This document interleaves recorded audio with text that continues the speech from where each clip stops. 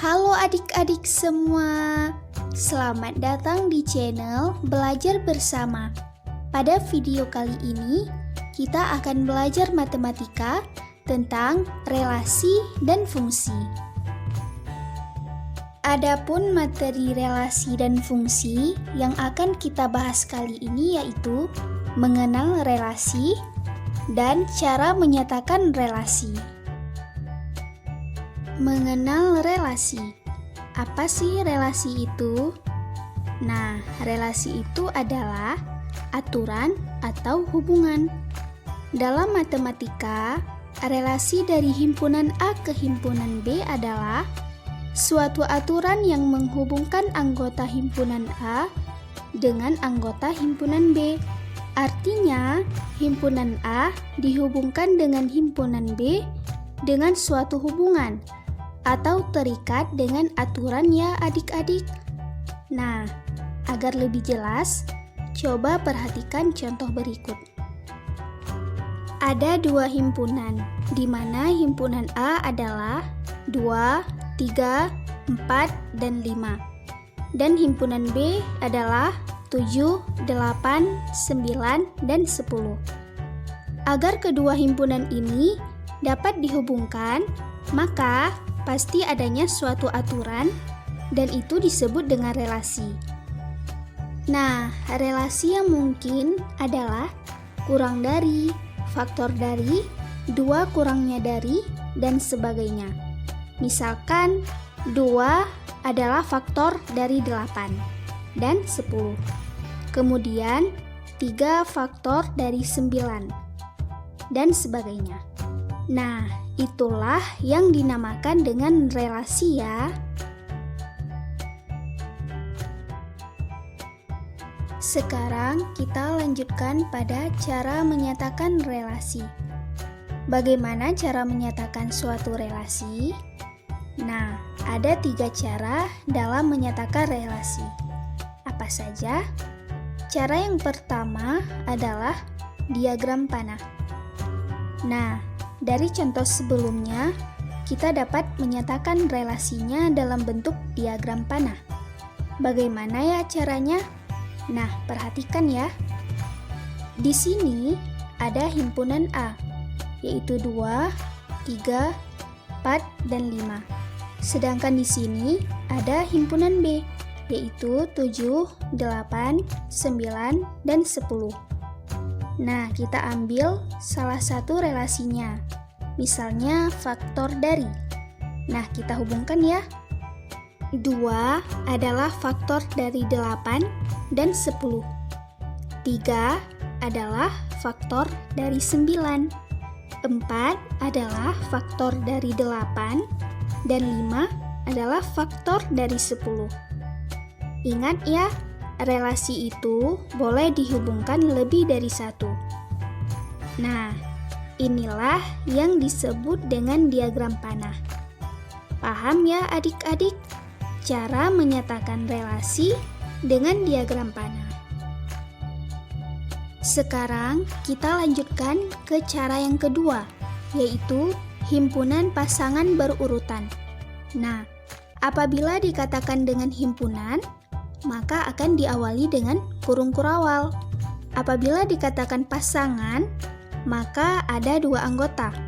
Dan dinamakan berurutan, berarti anggotanya terurut dan tidak boleh diacak. Nah, dari diagram panah sebelumnya, kita akan nyatakan dalam bentuk himpunan pasangan berurutan. Bagaimana caranya? Nah, karena himpunan, maka kita awali dengan kurung kurawal. Kemudian kita nyatakan dengan berpasangan dan secara berurutan. Nah, seperti ini ya. Yang pertama, 2,8, kemudian 2,10, dan sebagainya. Sesuai dengan panahnya ya. Bagaimana 2 seperti ini ya? Kita pecah satu persatu. Jadi, 2,8, kemudian 2,10. Jangan dijadikan satu, karena yang namanya pasangan pasti hanya 2.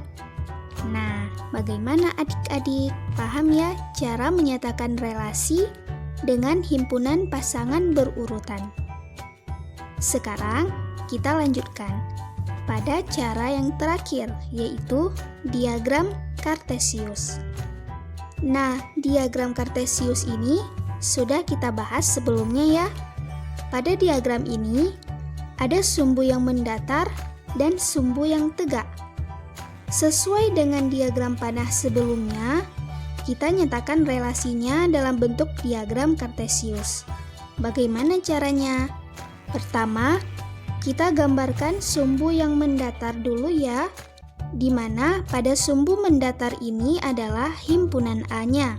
Kemudian, kita gambarkan sumbu tegaknya, di mana pada sumbu tegak ini adalah himpunan B. Kemudian, kita hubungkan himpunan A dan himpunan B-nya sesuai dengan diagram panah. 2, kita hubungkan ke 8, kemudian ke 10. 3, dihubungkan ke 9. Kemudian 4 dihubungkan ke 8, dan yang terakhir 5 dihubungkan ke 10. Nah, sudah terbentuk ya diagram Kartesiusnya. Seperti inilah cara menyatakan relasi dengan diagram Kartesius.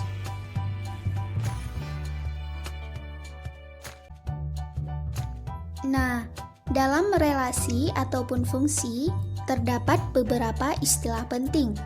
Yang pertama yaitu domain, artinya daerah asal. Yang kedua kodomain, yaitu daerah hasil. Dan range, yaitu hasil dari relasi ataupun fungsinya. Agar lebih jelas, coba perhatikan contoh berikut ya. Kita gunakan contoh diagram panah sebelumnya ya.